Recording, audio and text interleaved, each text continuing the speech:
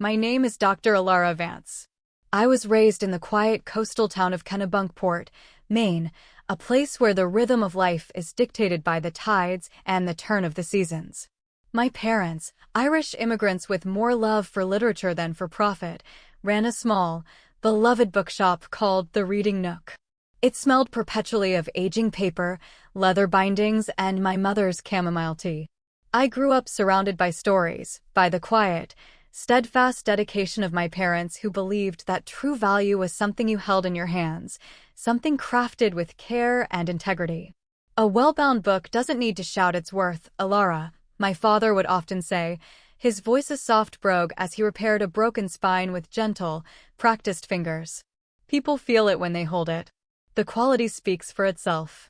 For most of my life, I carried that philosophy into my own work.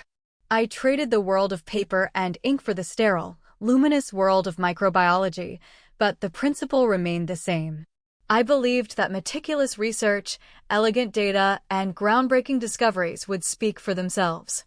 I was the quiet scientist, the one who found solace in the hum of a centrifuge and the silent, beautiful dance of cells under a microscope. I let my work be my voice, believing its quality was enough. That belief shattered on a crisp autumn afternoon in Seattle.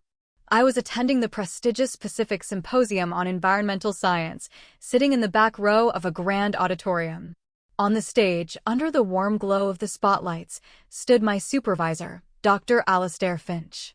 He was a man of considerable charm and academic pedigree, someone I had once looked up to as a mentor. He was presenting what he called his latest breakthrough, a novel mycoremediation technique using a genetically engineered fungal strain to purify industrial wastewater. My fungal strain. My technique. I watched, a cold, hollow feeling spreading through my chest, as he clicked through slides I had created, showed data from experiments I had designed and run for 3 painstaking years. I had spent countless nights and weekends in the sterile, windowless lab at Geosynth Dynamics, coaxing life from petri dishes, documenting every tiny step of progress. I had discovered the unique enzymatic pathway that allowed the fungus to not just absorb heavy metals, but to render them inert, a discovery with the potential to revolutionize how industries handled their most toxic byproducts. Alastair fielded questions with an easy confidence, his answers filled with a fluency that came from reading my detailed reports. He accepted the thunderous applause, the accolades, the hushed whispers of awe from the crowd. I sat in the shadows, invisible. When the acknowledgement slide appeared at the very end, my contribution was reduced to a single, sterile line at the bottom, with technical support from the Vance Lab. I was not the author of my own story. I was a footnote. That night, in the sterile quiet of my hotel room overlooking the Puget Sound, I looked at my reflection in the dark glass of the window. I saw a woman who had allowed herself to be erased. I made a promise to that reflection, a quiet, solemn vow. Never again would my voice be a footnote. It was time for my work and for me to have our own chapter. This quiet resolve led me to Portland, Oregon, a city that felt like a deep, cleansing breath. The persistent, gentle rain washed the streets clean, and the air was thick with the scent of damp earth and pine. It was a place that seemed to understand the value of green, growing things, and it felt like the right setting for a new beginning. It was there I found Terra Vireo Solutions, a burgeoning environmental tech company whose mission statement was full of hopeful words like sustainability, synergy, and holistic innovation. Their office, located in a renovated brick building in the Pearl District, was filled with reclaimed wood, living walls of moss and ferns, and vast windows that let in the soft, gray light. It felt different. It felt like a place where good work could flourish. The interview process was rigorous and, for the most part, invigorating. I met with engineers, department heads, and research leads. I presented my portfolio of work, carefully omitting any direct credit to Geosynth and Alastair, framing it simply as my own research. They were impressed by my methodology, by the elegant efficiency of the mycoremediation process. The final interview was with the hiring manager, a man named Marcus Thorne. He was impeccably dressed in a sharp, tailored suit that seemed at odds with the company's relaxed, earthy aesthetic. He had a keen intelligence in his eyes, but his smile was a thin, precise line that never quite reached them. He praised my work effusively. He spoke of the company's vision, of the incredible potential for my research within their new biotextiles division. I allowed myself a flicker of optimism. It felt like I had finally found a place that understood. Then, the offer arrived in my inbox. I opened the email, my heart beating with a hopeful rhythm. As my eyes scanned the numbers, the rhythm faltered. The proposed salary was $95,000. It was barely more than I had made as a junior researcher, and this was for a senior scientist role, a position that required a level of expertise I knew was rare. Based on my research of market rates in Portland for a specialist with my credentials, the figure should have been closer to $150,000. It wasn't just a low offer, it was a fundamental misreading of my value.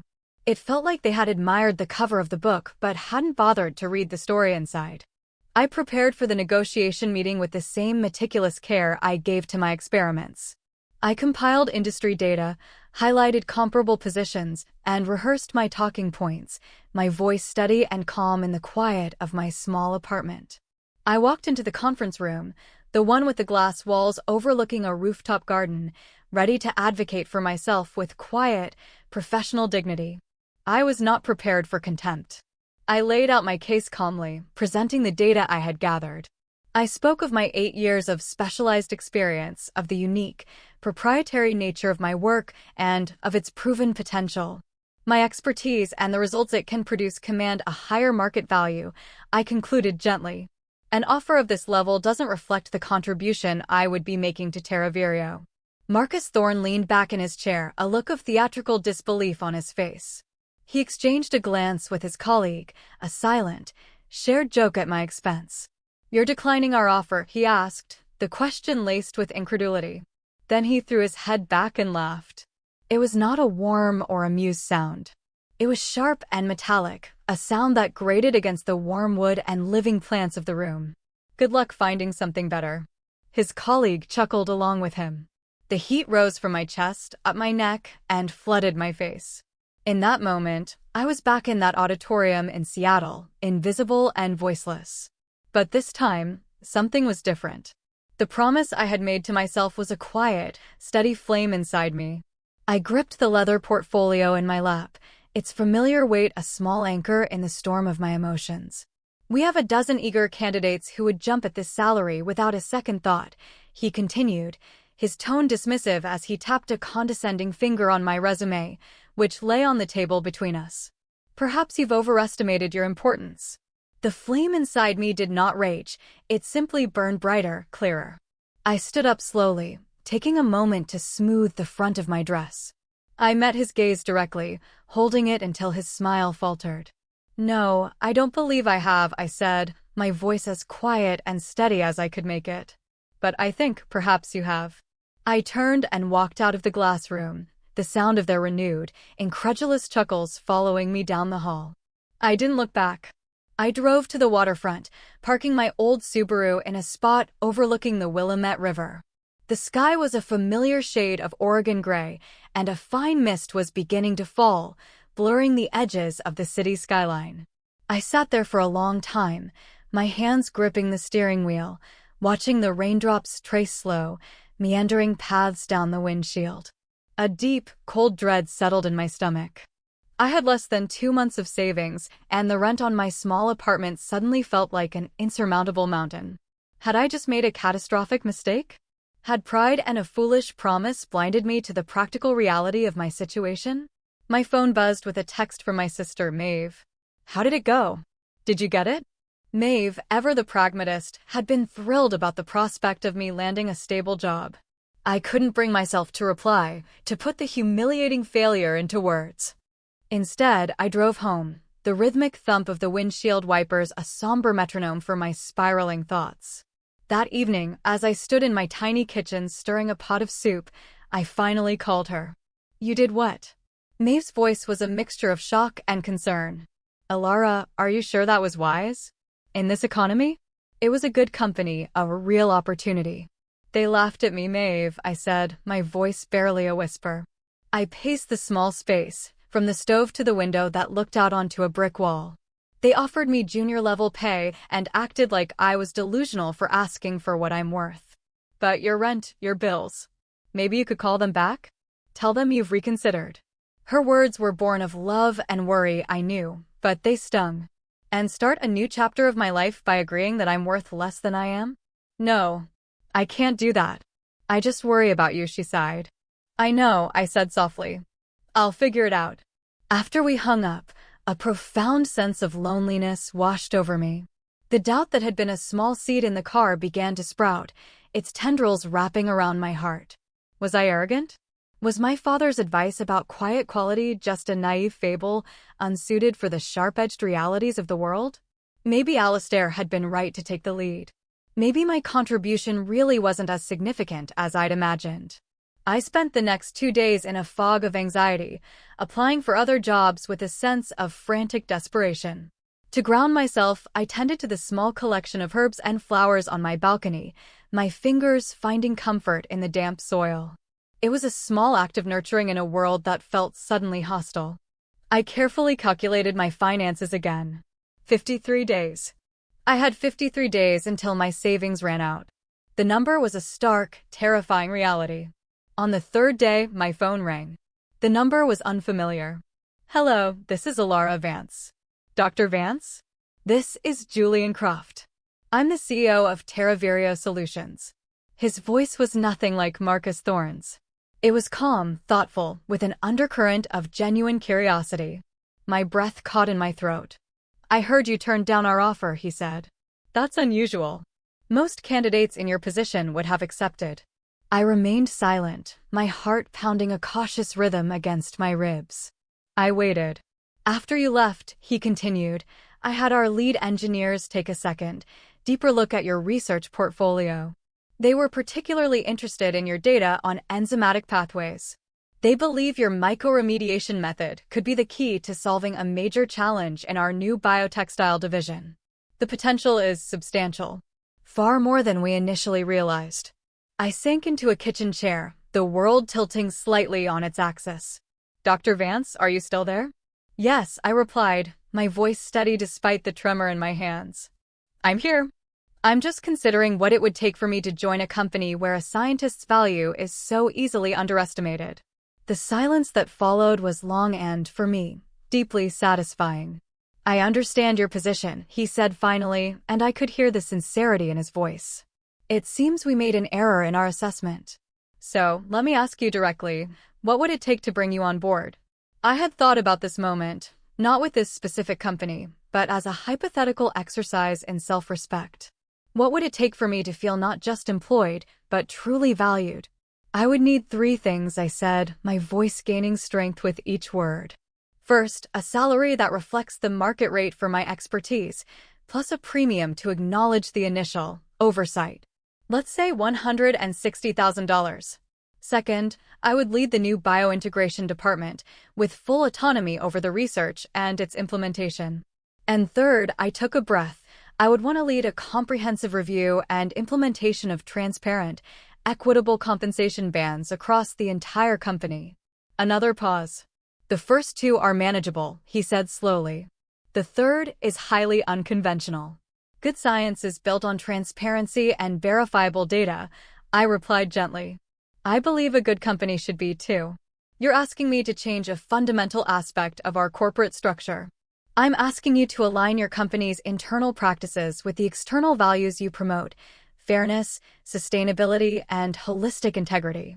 It's about creating a healthy ecosystem, inside and out. He was quiet for a moment. I need to discuss this with my board, he said. Can I call you back tomorrow? Of course, I said. I look forward to it.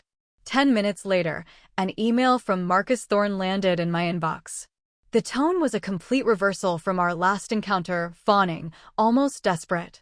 He apologized for any misunderstanding, mentioned the project was now a top priority, and expressed his eagerness to discuss terms that would be amenable. I read the email, and instead of triumph, I felt a quiet, sad confirmation of a broken system. I archived it without replying. The next evening, Julian Croft called back. Dr. Vance, he said, I've spoken with the board. We are prepared to accept your terms. We have one request. that the compensation initiative be rolled out over 6 months to allow for a proper, thorough review. Would that be acceptable? I had expected a counteroffer, more negotiation, more resistance.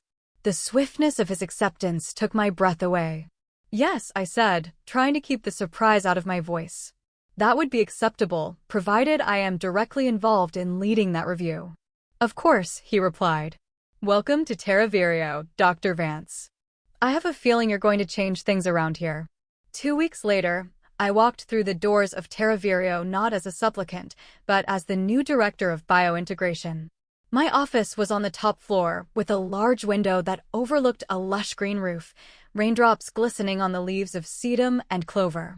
The signing bonus alone was enough to cover my rent for a year, a tangible release of a pressure I hadn't realized was so immense.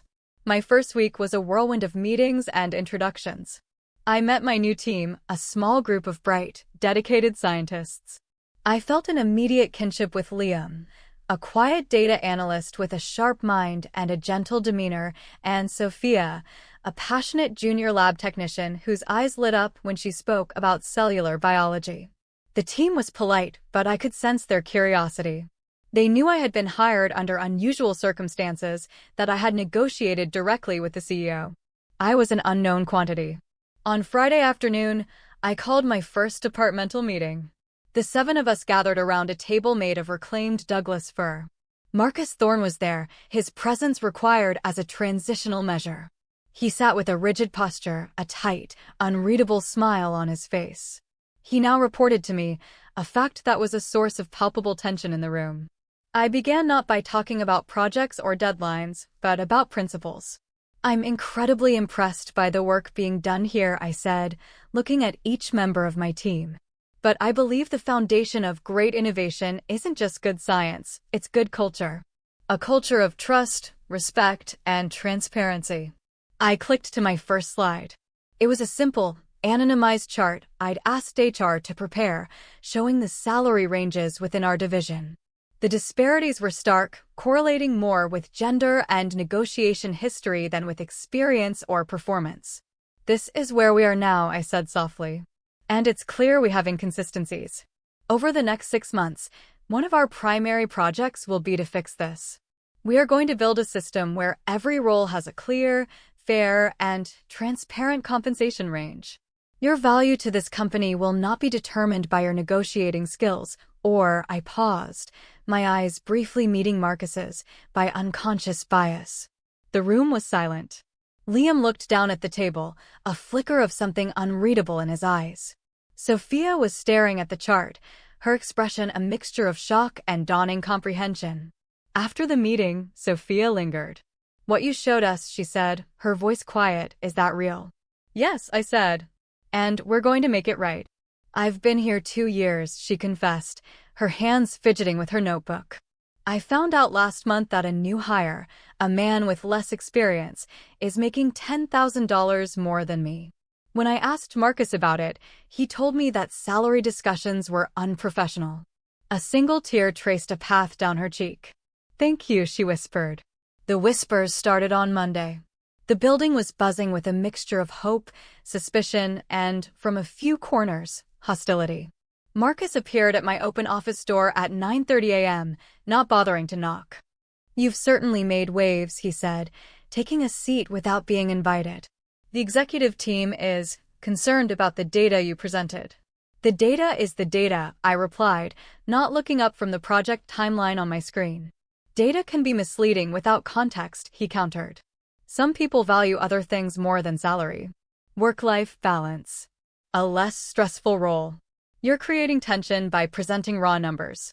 I finally looked up at him. Is that why you offered me $95,000, Marcus? Did you assume I valued work-life balance over fair compensation? His jaw tightened. That was a different situation. It wasn't, I said, my voice still gentle. It was the same pattern, just on a different scale.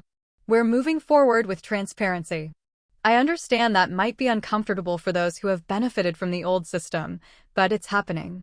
He leaned forward, his voice dropping to a conspiratorial whisper. Look, Alara. You're new here. You don't understand the culture. These kinds of changes, they can have a serious impact on morale. Whose morale exactly? I asked. Sophia's, who just discovered she's been systematically underpaid. Or the people who have been benefiting from that system. He stood up abruptly. The CEO may have greenlit this little crusade of yours, but implementation requires budget allocations. My department controls those budgets. Just something to keep in mind. The threat was unmistakable, a silken cord of intimidation. Thank you for making your position so transparent, Marcus, I said calmly. I appreciate knowing exactly where we stand. After he left, I drafted a quiet, factual email to Julian Croft, detailing the conversation and noting a potential for interdepartmental friction regarding resource allocation. I was not going to be intimidated. I had not come this far to be silenced by veiled threats. The following weeks were a masterclass in subtle obstruction. Requisitions for essential lab equipment were lost in the system. Meeting invitations to critical planning sessions were accidentally left off my calendar. Data I needed from Marcus's department was delayed due to unforeseen technical issues. But I was not alone. Liam, my quiet data analyst, became my silent partner. He had a gift for navigating the company's labyrinthine bureaucracy and for anticipating Marcus's moves. He introduced me to others who had been marginalized. We formed a small, unspoken alliance, a team held together by a shared desire for a better way of working. We documented everything, not as accusations, but as data points in an ongoing experiment. Every delayed order, every missed meeting, was logged in a shared spreadsheet with dates, times, and consequences. 6 weeks after I started, I presented the results of our first prototype to Julian and the executive team. The data was irrefutable. My mycofilter, adapted for Terra Virio's specific needs, increased the purity of their wastewater by 98% and allowed for the recovery of valuable cellulose fibers that were previously being discarded. The potential financial impact was in the millions. Julian was visibly thrilled. Only Marcus remained unimpressed. The results are preliminary, he said dismissively.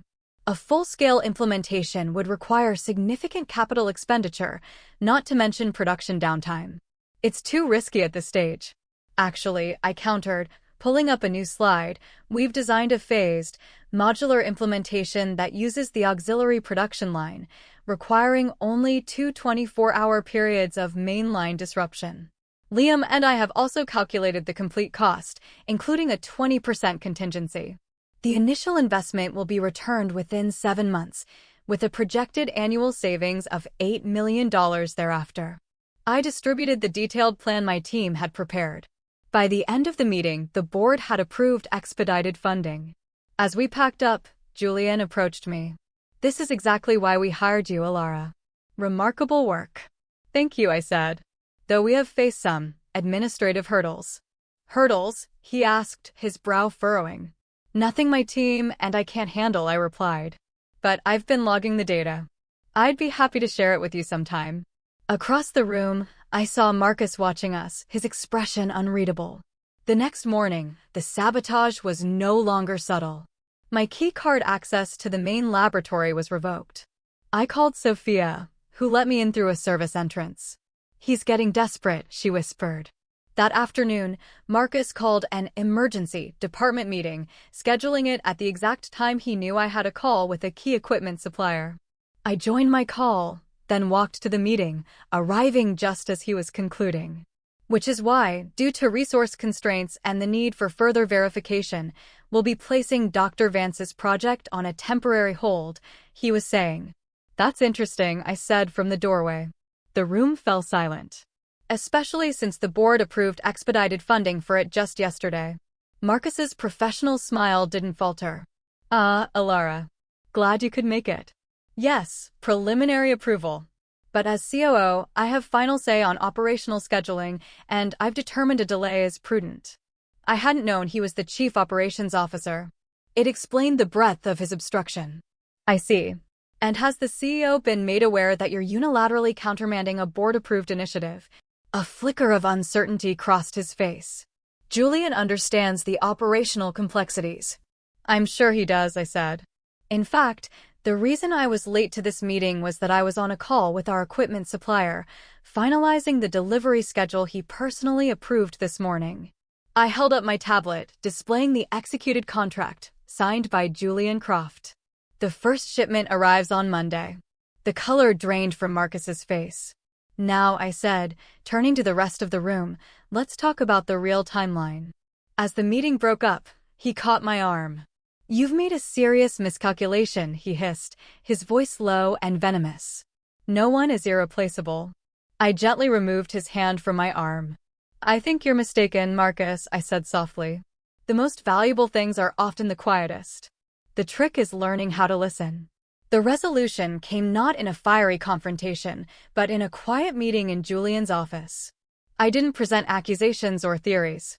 I simply presented my data, the spreadsheet of obstruction, the log of delayed orders and missed meetings, the documented instances of credit misappropriation.